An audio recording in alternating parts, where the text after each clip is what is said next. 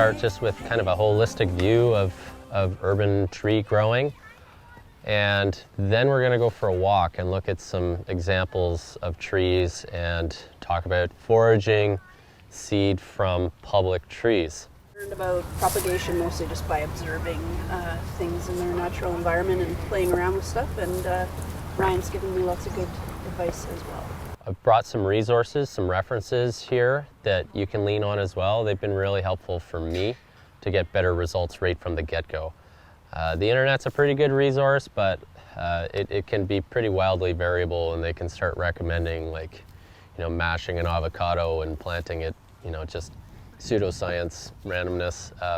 We're just sticking with the standards here today.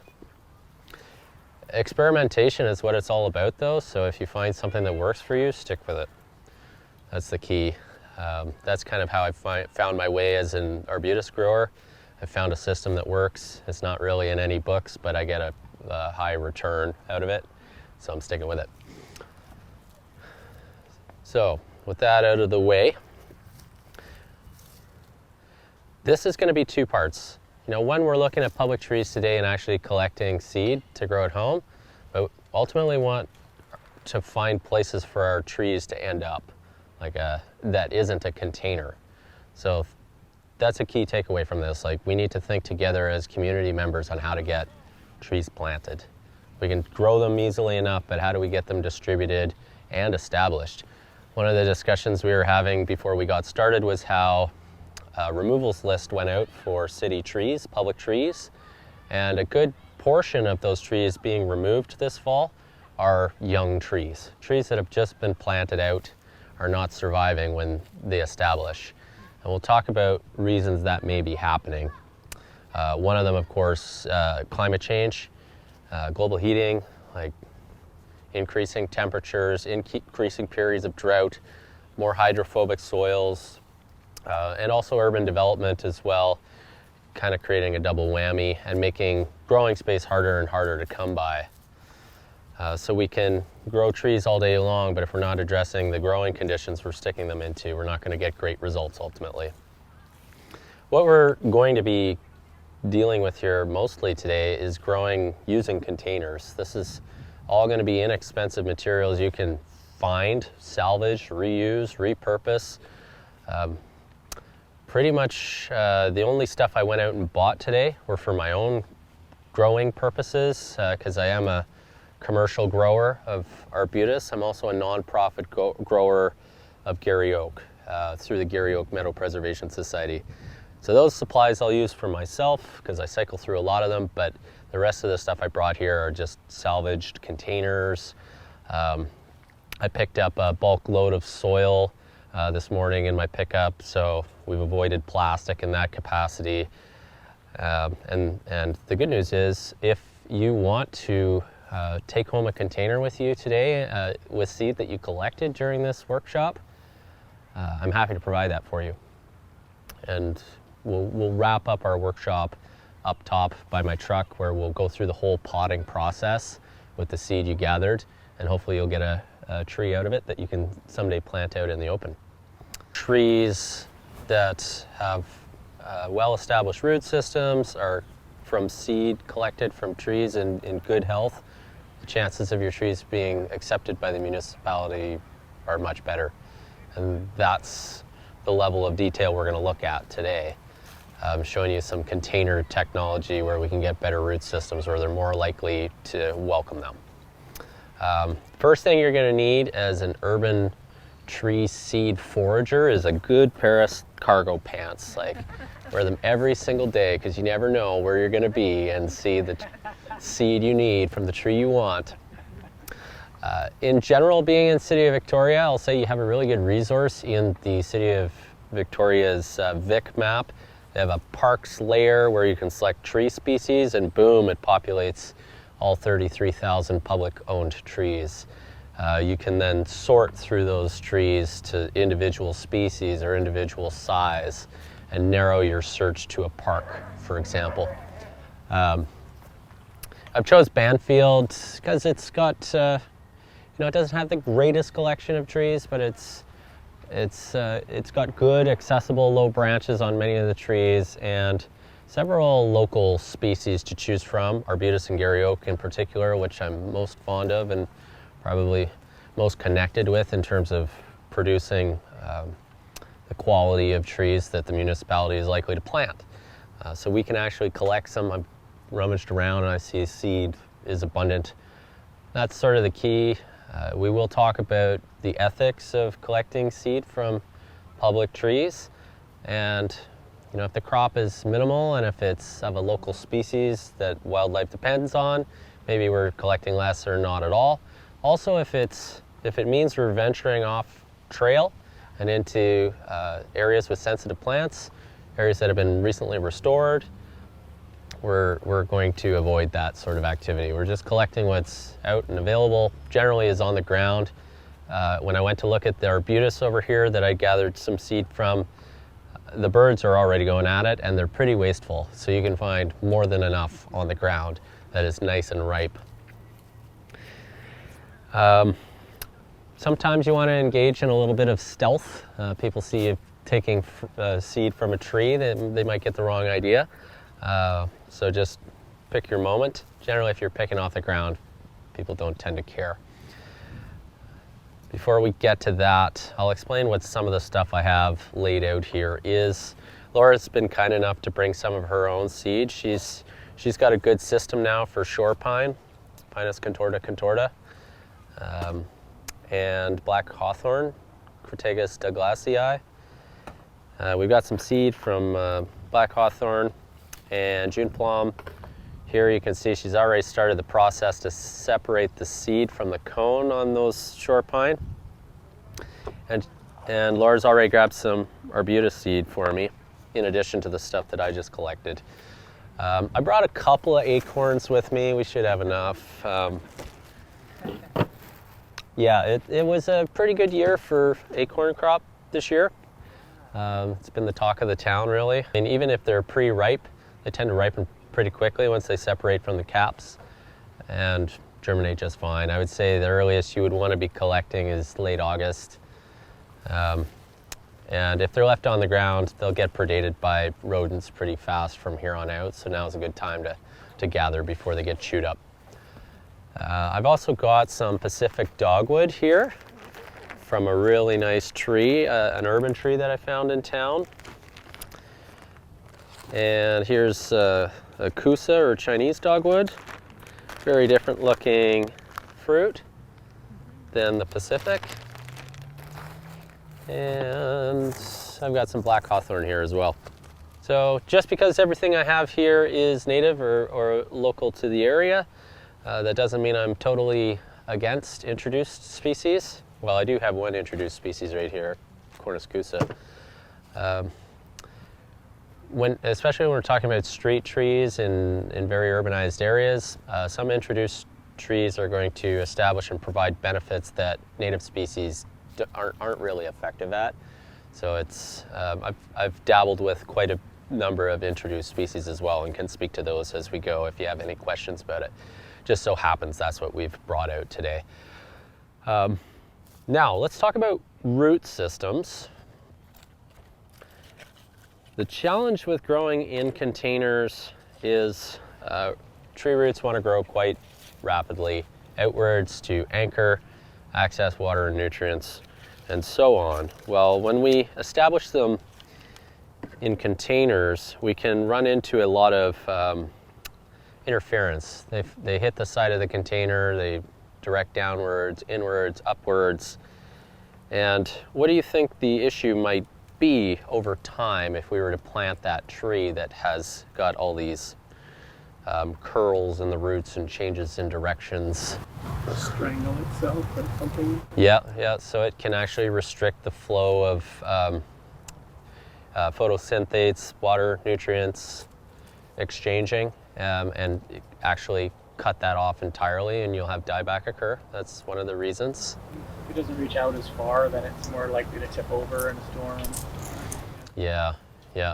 It's also, we lose wood strength where you have a total change in direction as well. You could have a combination of that wounding occurring from the girdling introduces decay at that point. Often when we see these large tree failures occur, it will be as a result of root defects that weren't treated at the time of planting, or from poor quality nursery stock in general. So this is one of the reasons I brought certain containers with me today, is to avoid precisely this. Garry oaks do not grow well in small containers, is the long and short of it. They need soil volume. They are a tap-rooted tree. They like to get anchored quite quickly. Garry oak is actually one species where if you provide good protection from rodents, it may be the best strategy of all to actually direct sow the acorn into the ground for the strongest anchorage and the most rapid growth. They generally just fall from the tree, land on their side, and will produce a root radical right from that. As long as there's a little bit of shade over the acorn, it doesn't, you could sprinkle a little bit of soil on top of it just to protect it from the sun, but no more than that. It doesn't need to be shoved down into the soil.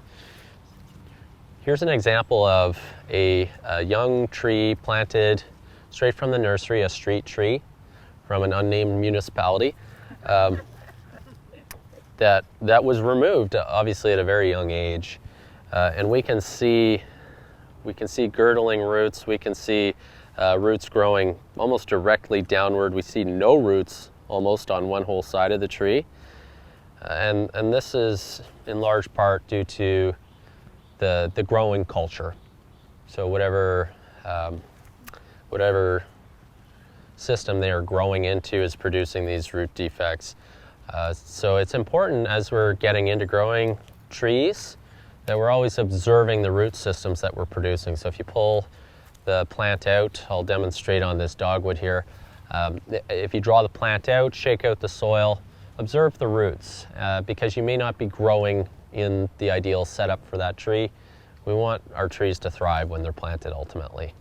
So it may mean switching up your containers and revising the process as you go. People want to know what to expect, like have a straight trunk and certain characteristics, like often it's like no fruit, to have no mess, but really for us to be resilient for climate change, I think we need that genetic diversity that you get from seed-grown trees. So for me, that's part of my inspiration to try to learn how to grow trees from seed.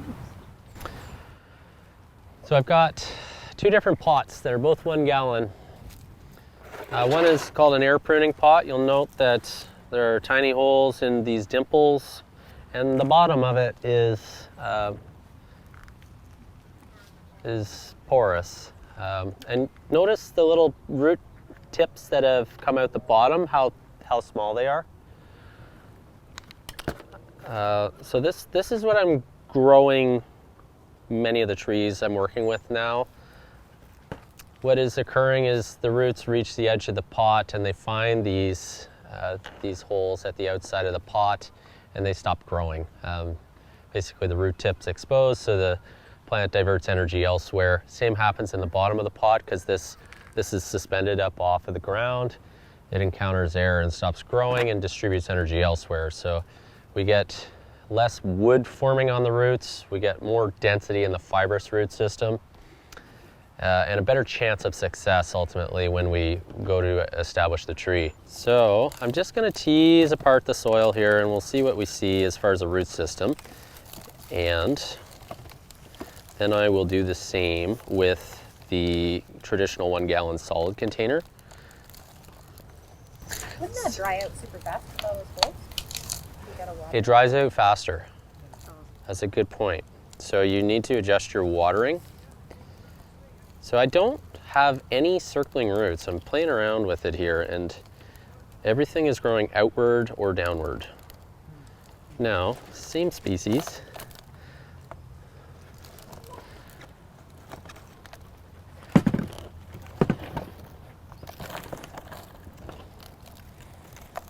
This is going to be funny. I can feel it already. What was that, Ryan? Beat it, Laura. You're the morning glory, Yeah. So you can see it's just a big corkscrew. It's one solid root working its way downward, and well, that one just fell apart, but so a little bit of density, but this is not a root system we want to plant out.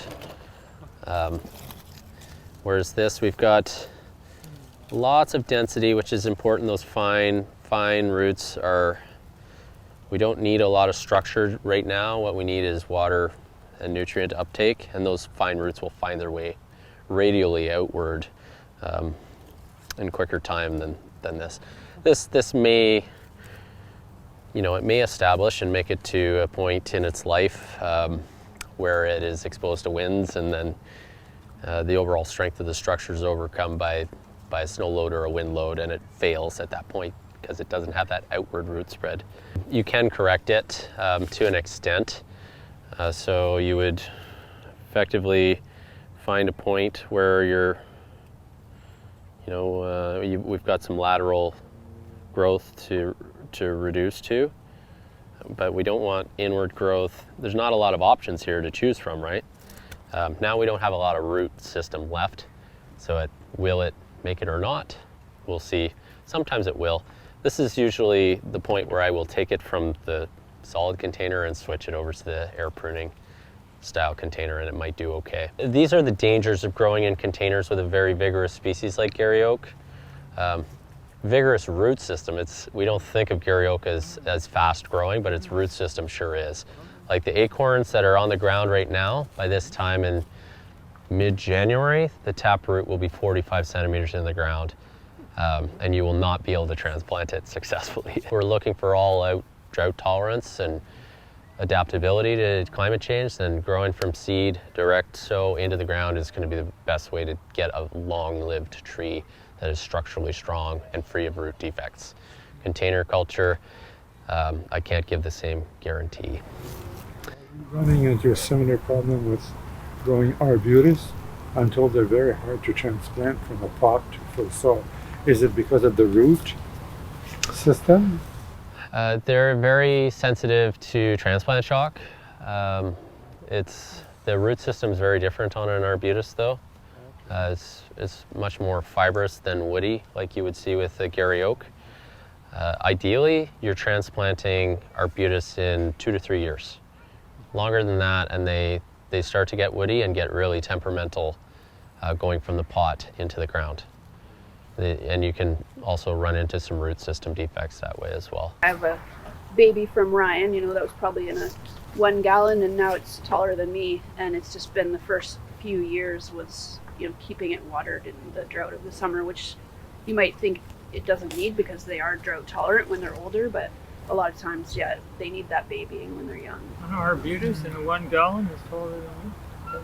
Yeah, I think I planted in 2019 even, so yeah. That's pretty much, I distribute all my arbutus in 1 gallon and recommend they get planted out basically within a year of turning them over to the distributor. The root systems have minimal defects, even more improvement in the air pruning 1 gallon, which, where did that end up? That one right now is about Right that here. high. I'd like to donate it. Yeah, so I'm growing the arbutus in these now, and minimal root system defects, easy to take the container apart, put it right in the ground, and away it goes. And yeah, they can, after their first year, generally they can be growing about 1 meter a year with adequate watering. And they're also ultra drought tolerant, but provide us with that year-round leaf cover, so we get the rainwater disruption benefits in the winter.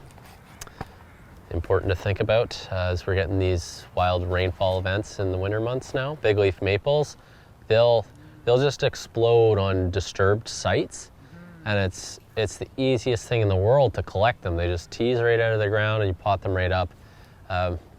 That's another method of propagation. Another strategy, certain native species that you can use is called live staking, and also layering. I think Laura's got a layering example here, but here we get to look at another solid 1 gallon container. This is Red Osier Dogwood. This is vegetative reproduction using hardwood cuttings collected in autumn, late autumn. And pretty nice root system for a 1 gallon container, but they don't get the woody roots initially like Garry oak do. Cornus stolonifera, Red Osier Dogwood.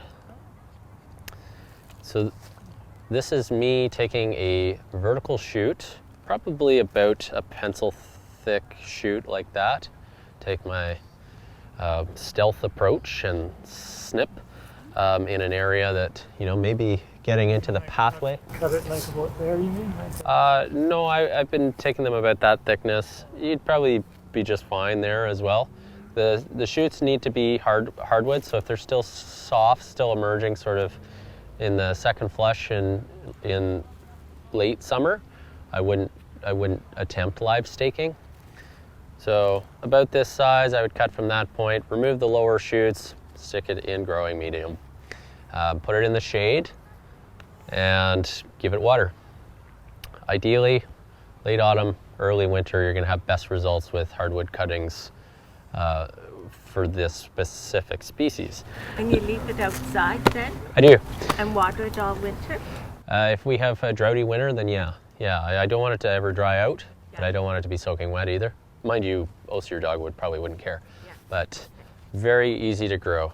And then it layers itself, so if you have a branch coming off your main shrub, and then wherever it touches the ground, it from a node it just sends down roots. So I don't have space for all the babies that mine wants to make, which a bird probably planted.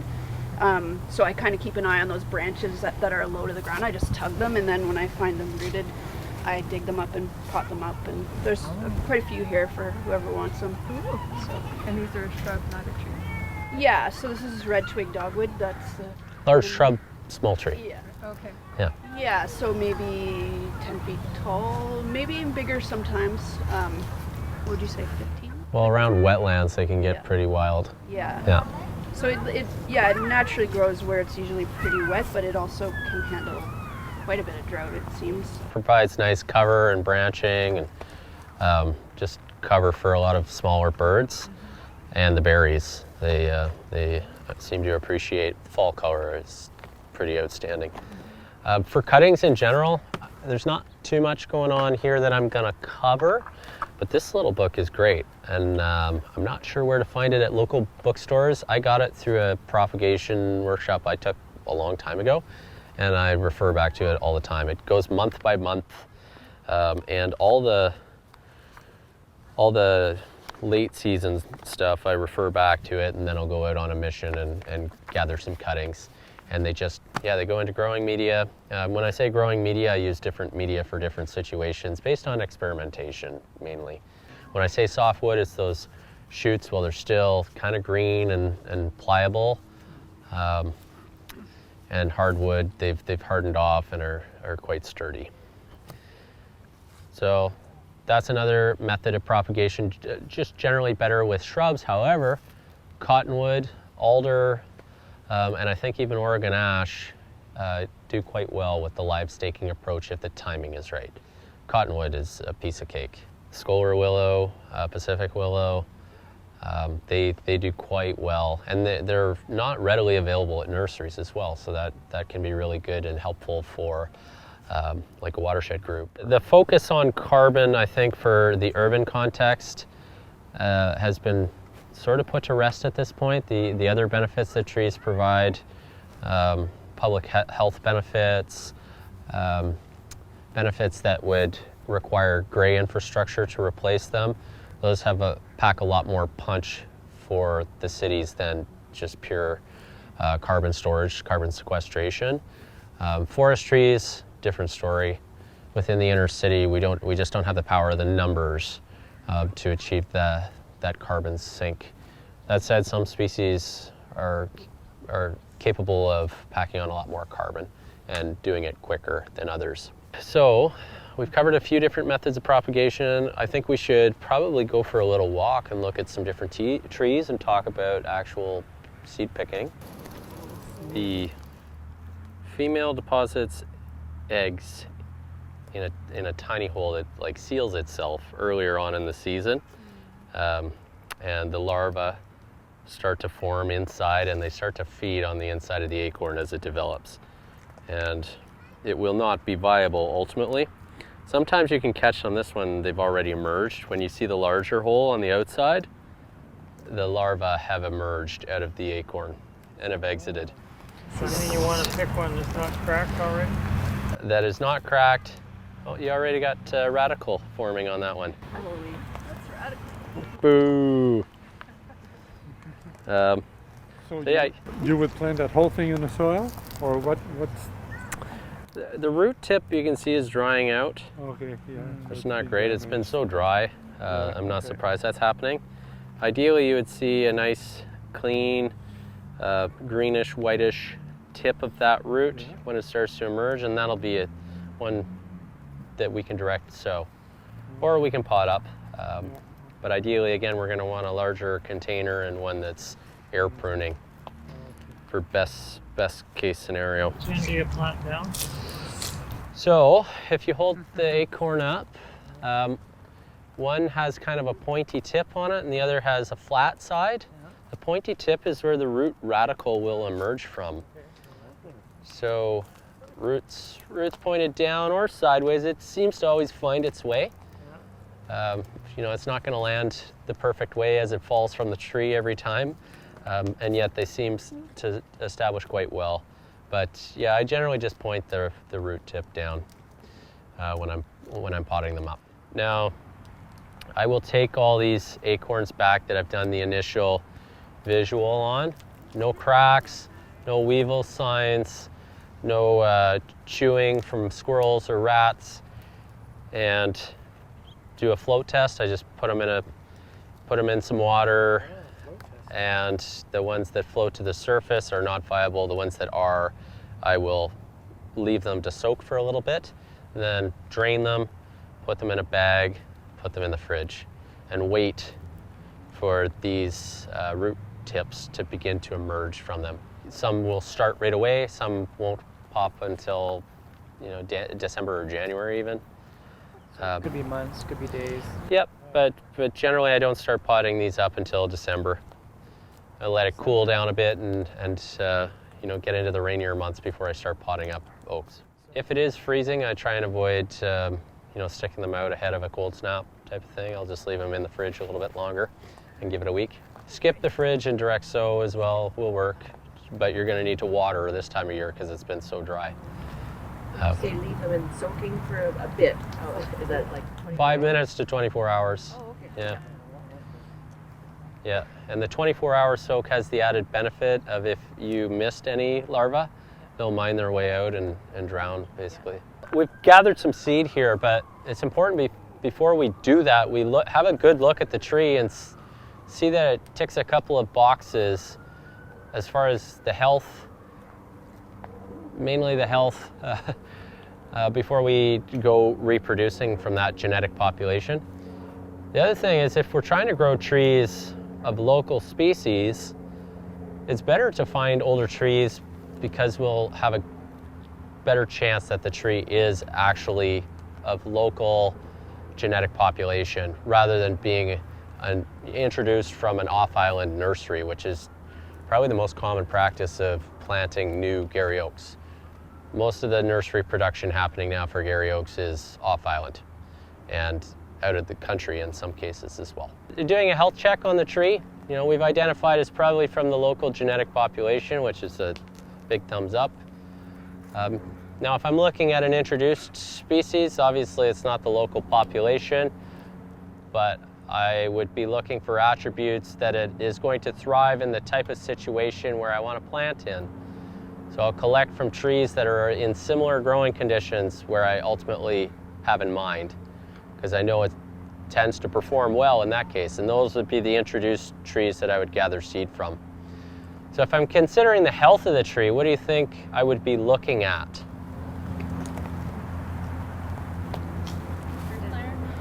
Root flare? Root flare? Yeah. Yep. I think that would be a good indication of good genetics, and it could be site specific in that capacity. Yeah, I see a nice pronounced transition from the trunk into the roots. Strong, sturdy tree. Leaf density, also leaf color, leaf size, leaf distribution. You can look around at other trees. In this case, there are other Garry oaks around us. We can see what the rest of the population looks like. Maybe this tree is stressed and the others are looking a little bit better. This tree's not too bad. Would I grow trees from this oak? I think so. Let's go look at another tree. Birds are going to town on the arbutus berries as they start to ripen, and they are messy. So you can find everything you need without actually getting into the tree or reaching for the low branches. Generally, it's better just to leave them for the birds and collect, right off of the trail or off of the ground. Arbutus is another one where I can think of plenty of examples where they are exceptional urban trees and adaptable, but there are some major weaknesses in the population's ability to reproduce itself. Deer love grazing on tender young shoots of arbutus, which a new seedling establishing can be a death sentence for it. Invasive species pressures covering over the ground and around existing stands of arbutus. It doesn't give any ground space basically for those trees to even establish in the first place. Urban trees, I think, similar to Garry oak, people find the litter to be a bit much and have negative associations with it. And I would just counter with that. If you're in a city like Victoria, Oak Bay, Esquimalt, Saanich, where you have leaf pickup already, that's a service that is turning that leaf litter into an important product that the community now has access to. They're taking care of that composting process and offering it out to the community, which is a great product for your own efforts in restoration on public property, but also if you're fortunate enough to have property of your own where you can garden, then you have access to that product. It's the only native broadleaf evergreen which provides us that dense leaf area, which is going to be important for disrupting rainfall and slowing erosion and runoff, especially if we're thinking about watersheds and all the contaminants that quickly wash away into fish-bearing habitat. These are important trees to slow that rainfall, and incorporating them into watersheds is pretty useful. Orange to red is what I look for. Here's a good example right here. They can get even deeper red than that. When they start to get real squishy, that's when I like them best. So I just bursted one of the berries here. You can see the tiny seeds. Some of the larger, you get the real fat berries. They'll have up to 20 seeds I've seen in them, tiny little black seeds. What I do, I take them home, burst all the berries, wash them in like a sieve, and then I put them in stratification. So I have a Ziploc bag. I brought a bunch of Ziploc bags for me, so if you want to collect some arbutus, you can grow your own arbutus today. So I wash them all off and I put them, I don't remove the flesh on the outside or anything. I just throw them in burst like that into the bag with vermiculite. I use an inert growing medium, so you could use sand, you could use perlite or vermiculite, and just moist, not soaking wet, and just mix it all together, put it in the fridge. From the time I collect right about now to the time that they are sprouting is very fast. I could expect these to be bursting. They usually start right around January 1st. So it's a quick turnaround. Garry oaks as well, very quick from collection to germination. In the fridge the whole time they're sprouting? They sprout in the fridge, yep. And then as soon as they're sprouting en masse, I will remove them and start putting them into trays. And I keep them indoors under grow lights with just a crude humidity tent around it until we're past, we've been getting these late February snowstorms and cold snaps. I usually wait for the beginning of March and then they go outside. they're pretty notoriously difficult, and I found something that worked, and it sort of, I schedule around it now. I kind of look forward to the steps based on the process that I've worked with. One thing I will say, if you are going to experiment, is hedge your bets, because you get one chance to do it per year. So I go from stratification Ziploc bag to in the lights, I go into like a, what is it, 3.5 inch by 3.5 inch by 4 inch depth pot, where I'll have maybe 3 or 4 per pot, and just fill them that way. And then in March, I will remove them and grow them in individuals, either in 1 gallon or individual in those 3.5 by 3.5 by 4 pots. So yeah, somebody brought up the transition of pots and making too big of a jump from one to the other. That can be game over. So it's better to go gradual in general, with the exception of some species where you should just start in a really big pot. Nut growing trees, nut producing trees, I mean, oaks especially, they seem to like that soil volume better. The issue with the larger pot is water seems to migrate out to the end of the pot rather than getting down the middle of it. So the plants just run out of water, or don't access to the water and desiccate. So looking at the health check with this Arbutus, yeah, it's a little dodgy. You know, I might have second thoughts about this, but is it a result of stress that's come through development? There's like a sewer access hole right there. I think we're on a CRD main right where we are. There's a lot of foot traffic, a lot of people hanging out in the summer, so a lot of disturbance around it. It's quite a hot spot. Or is it a genetic issue potentially? I'm kind of bouncing these questions around, and if I have other Arbutus to look at around it, definitely looking to them for cues to see if it's just, you know, maybe this tree is in decline. It is quite old though, so it's made it quite a long time. If it had any genetic deficiencies, if it was particularly susceptible to a pathogen like canker, this is a canker pattern we see here, which seems to be staying just ahead of the formation of wood. Is that a result of stress in recent years, or has it been present for a long period of time? You have to ask these questions of yourself. But it is quite large. It's kind of a weird base. Yeah, it's got a really good,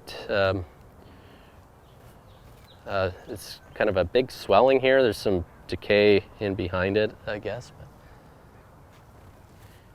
you know, ask those questions of yourself. If you see a really striking Arbutus, keep in mind that's the baseline, and compare other trees to that as you move forward, and, you know, look for the best case scenario you can find, I think is a good strategy. Just quickly, we'll move over here to these couple of oaks that have been planted. I'm just trying to see what the nursery was. The other ones I found are from Specimen Tree, and that is a nursery based on the Lower Mainland. No idea where they get their seed from to produce oaks, but it's probably not from the island, South Island genetic population. Just something to keep in mind. Does anybody know what this is for? Deer? Yeah, a lot of trees are lost to deer every year unnecessarily. This is a very simple precaution you can take. They generally won't mess with it, even if it's loosely formed like this. It's a little bit better if you can stake it. Just gives it a bit of rigidity. Sometimes you'll get bucks basically in the fall on the rut, and they just want to tangle their antlers and everything and beat it to death and break it. But the stakes do give you a bit more, they'll last a little longer against the deer assault.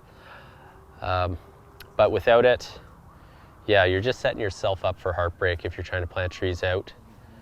They will pull off all the foliage, and the tree is, you know, too vulnerable at that stage, and it will probably die. If you need access to fencing, it is around. You can get it in small amounts from some of the local hardware stores. Like, you don't have to commit to a whole roll. If you reach out to the community, often people will have leftovers lying around. Like, try and salvage and reuse whatever you can find. But do install. Like, I will not give people Arbutus without their assurance that they're providing deer protection, because it's a waste of everybody's time. One of the challenges is, as an urban forest planner in cities now, is they're running out of spaces to plant that are really easy to switch on and open up. You notice out in the open, there's other user groups in the park. They can get bent out of shape in a hurry if you drop a tree in situ, and it can be distant from a sports field, but they just don't feel engaged and can push back in a hurry. So city urban foresters are looking to the last remaining places that are easy to just like get somebody in there and plant a tree quickly. And it's more and more we're seeing areas like this where you're encroaching on existing trees. They're off the beaten path and not necessarily where people can really benefit from them. But cities have a hard time engaging. It uses up a lot of time to engage with the public, right? To do it right anyways. So they may be reluctant to do that. But the expectation is that they continue to plant trees in increasing numbers. They don't have access to private property, so they're gonna, more and more, we're gonna see them planting in places that are less than ideal.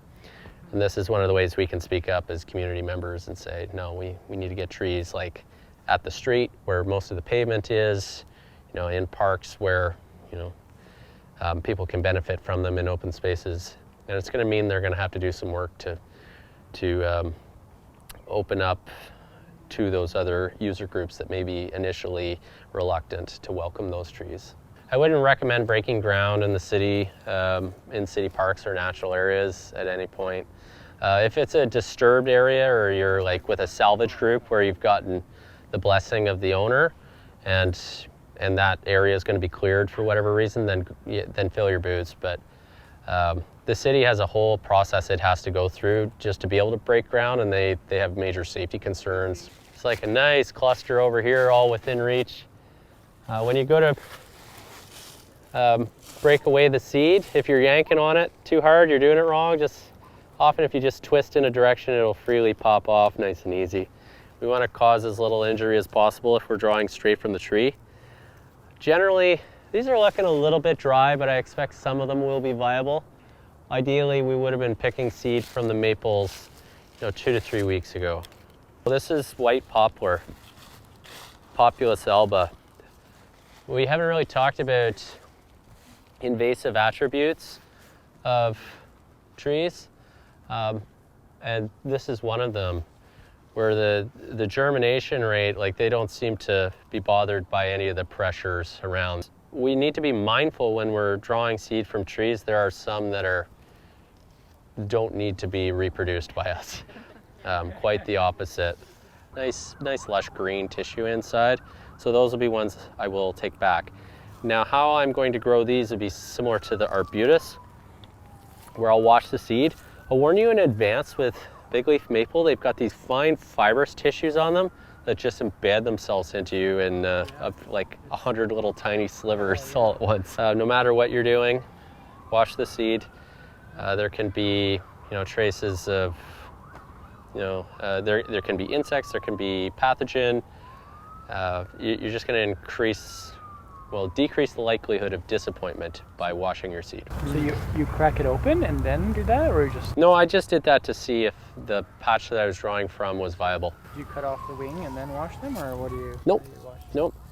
You just throw it in Just water? as is. I would remove them. I'd strip them off the stem like so. Throw them all in a colander or a sieve and give them a rinse, just with kind of the shower feature on the faucet. Give them a good rinse, and then they go straight into a bag with vermiculite, moist vermiculite. Stratification is we're trying to imitate a period of dormancy through heat or cold generally.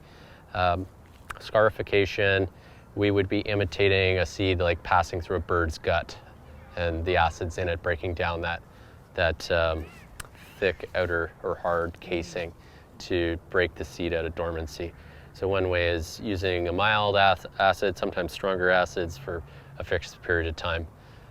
That's like a little more advanced level than what we're talking about, but that's where I turn to the books. You get vermiculite wherever. Not too wet, not too dry. If you're dealing with serious pathogen potential, I would say clean media, brand new bag, and as soon as you're done with that batch, both of those exit the system if there's a major pathogen risk. In general, I just rinse the bags. Generally, I'll repurpose the vermiculite for other needs as long as there's a low chance of pathogen spread. But yeah, I try and minimize the waste I produce. If I saw disease transmission, then yeah, quarantine time and change the strategy, but something we need to be observing, absolutely. Okay, moist vermiculite label. You'll see some of the bags we'll be using today will have multiple labels. Every year I just keep using the same bags, I rinse them out. Pacific Dogwood, and the year that I collected the seed, not the year that it started growing. So 2023. I'll grab, this has already been pre-rinsed. And I'm gonna, as I mentioned before, I'm gonna hedge my bets and try a couple of different techniques, one of which will be the vermiculite cold stratification method. So give it a little shake, mix it all together. I do not seal the bag. I like air exchange to happen in the fridge. But I do need to check back because this will dry out in the fridge. I never want it to dry out completely. So check back. And what I'm gonna be looking for is I do periodic fridge checks, and you're just looking for an emerging sprout, root radical or cotyledon, one or the other. Like a once a week check kind of thing? Generally, nothing's happening until mid to late December. Okay. So you can just chuck it to the back and forget till about that point. The earliest you're gonna see is the oaks, but generally I'm potting the oaks in December anyways.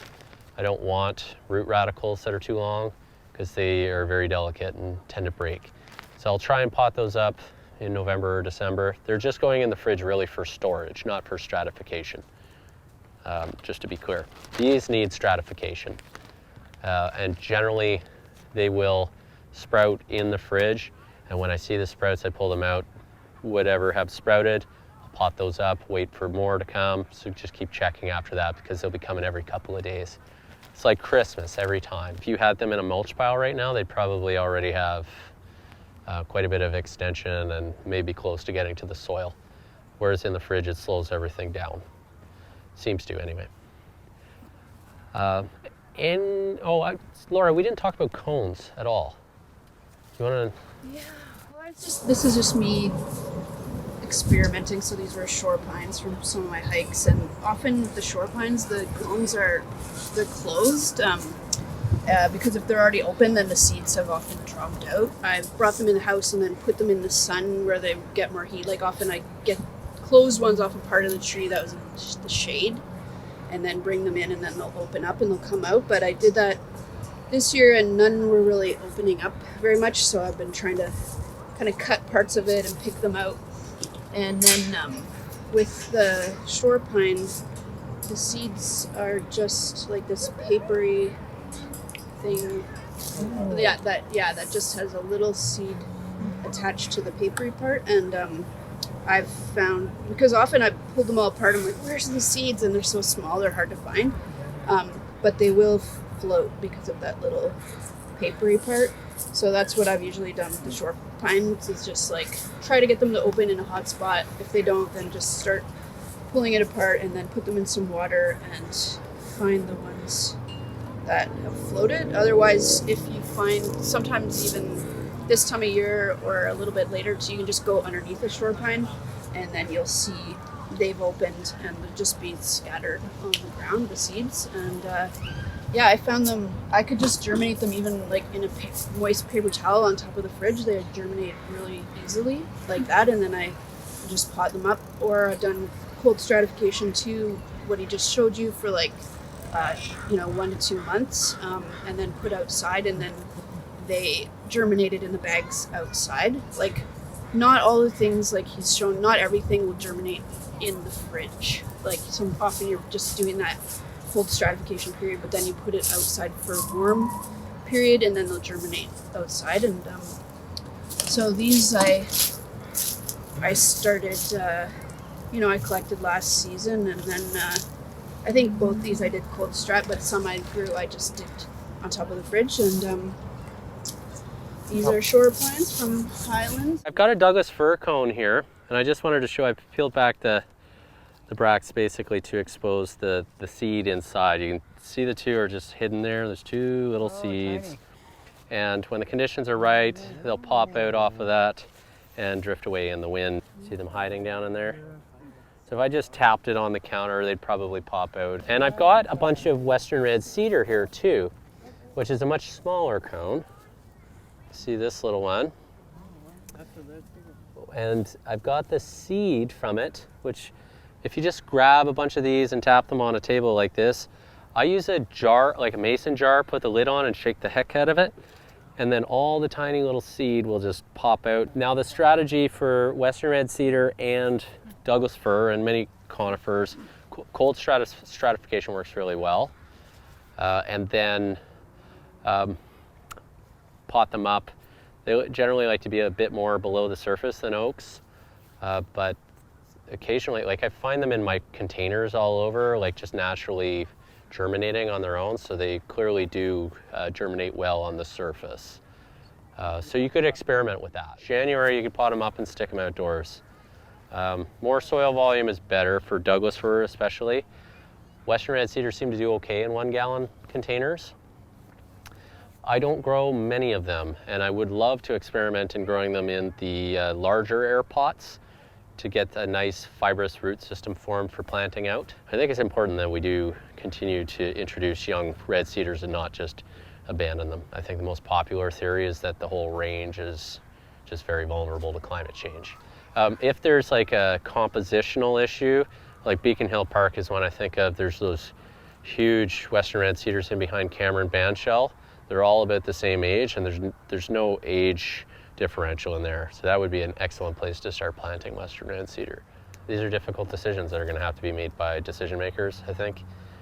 With Western red cedar in particular, we have to be careful not to lean too much on Western science, which is going to say like they're not going to be viable. It's just like the erasure of indigenous knowledge is a continuation of colonial practices in forest planning in general.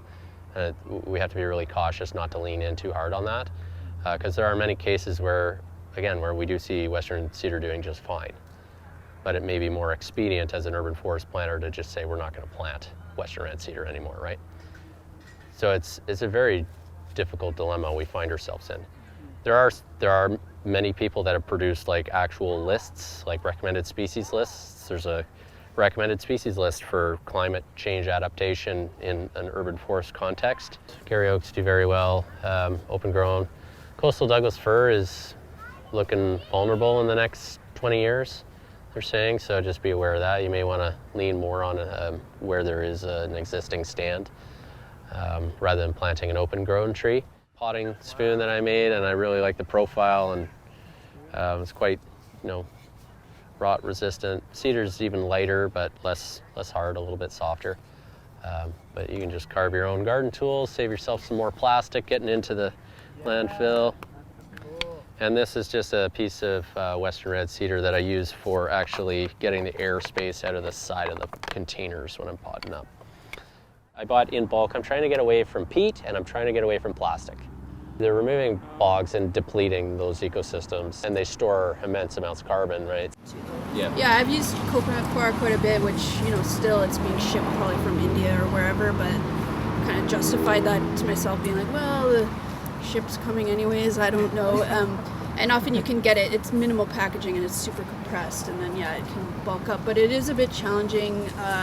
It dries out on the top pretty quickly, and it takes, I've had success with it, but it takes a little bit of just getting to know it and looking at how your plants are responding. If we're talking about switching over to container growing, like seed starting and container growing are kind of two different worlds.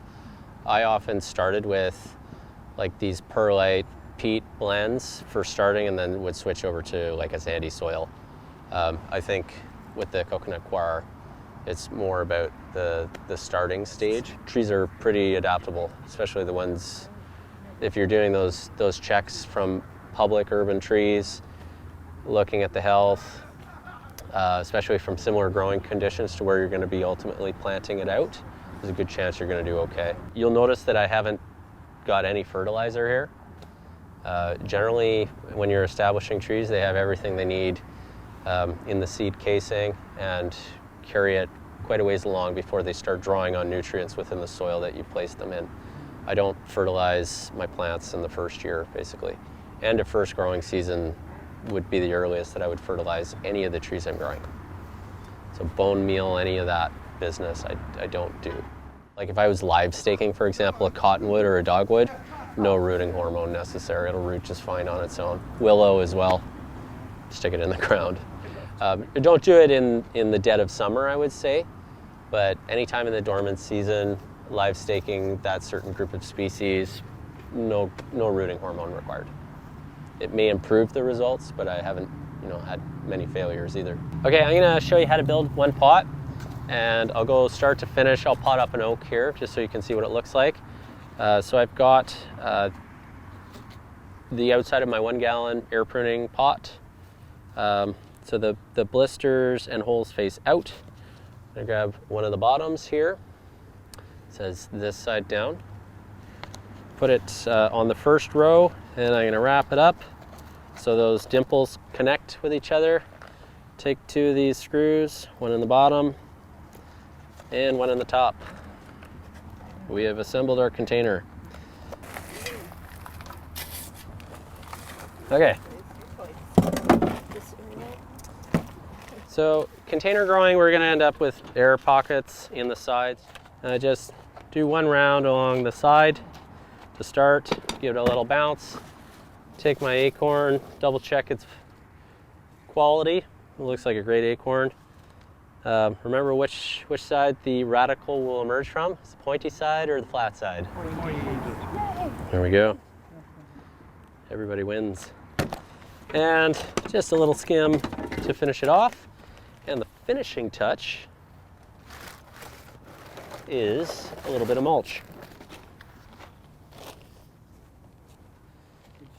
Got some rodent protection, guaranteed to reduce disappointment. Dig them up and plant them though too. Yeah. So generally I will mold these. Just be careful, they're super sharp. This is complete. So we've got our soil in our container, bit of oak mulch, which is pre-moist. Soil's a little bit moist, but I'll probably want to water it later. And the rodent protection. Don't forget to put a tag with a label, what the species is and what year. I like to rate on my bags like where I collected it. So like with this, I'd say Highlands, the June Plum, I'd say South Senechal. With the Arbutus, what I do is I squish them. I tend to get, because they will... I'm breaking them open. Yeah, that's exactly.